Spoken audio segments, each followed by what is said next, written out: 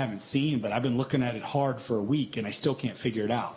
Well, so I'm just tossing it out there. Mr. Bakari, I think one of the things about this is that this was something that was approved by the county for every part of this county except Charlotte and Mint Hill.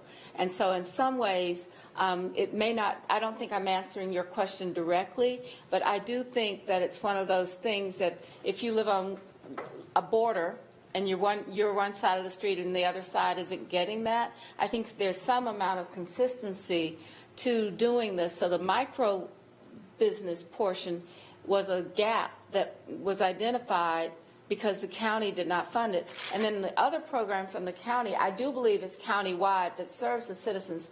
Now, I can't address the question of, how do we know it's going to actually work? I'm going to just say this. Look, my family has a small business that has gone through this many, many times.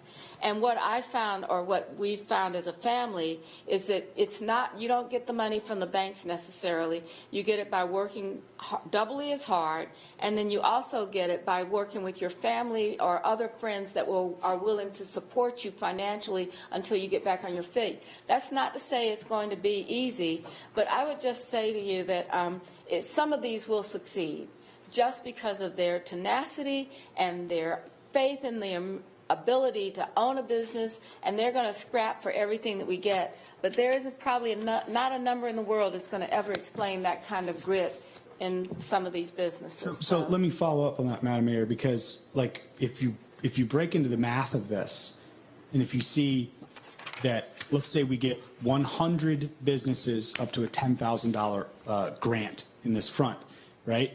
Just in these quarters alone is almost 2,000 small businesses. That means 1.5% of those who apply are actually going to get it.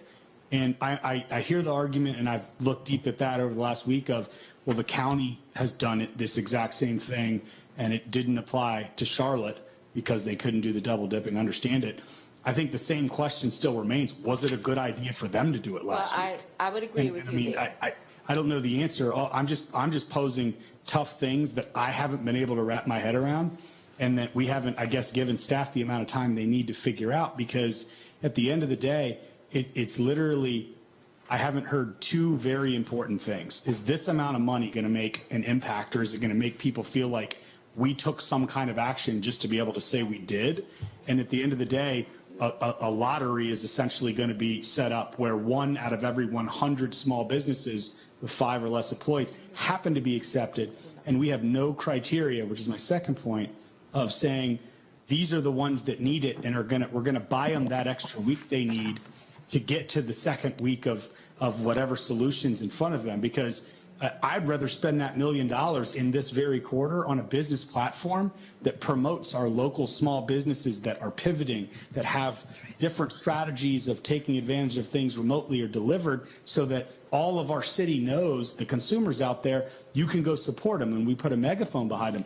$1 million would go a lot further, in my opinion, on that than the level that we've set this process up right now. So I'd like to remind you of the conversation we had with Jatanya about some of the things that were needed. I don't know that it will be everything, but I believe that they've expressed, some of those corridor folks have really expressed the need to try to do this, and it's not going to be everybody. Remember, some of them are doing pretty well, but your point is taken. It's not measurable. But I hear Ms. Dotson. So all I was going to say is we work closely with LISC on the amount. Ralphine Caldwell is supposed to be on the phone. If she is there, she might have a better explanation, Councilmember Bakari, as to why we think that $10,000 amount is the right amount. I know when I've talked to her on the conversation that we had at the ED committee about should this be expanded to larger businesses. We had the conversation just today about, well, 10,000 does not go very far for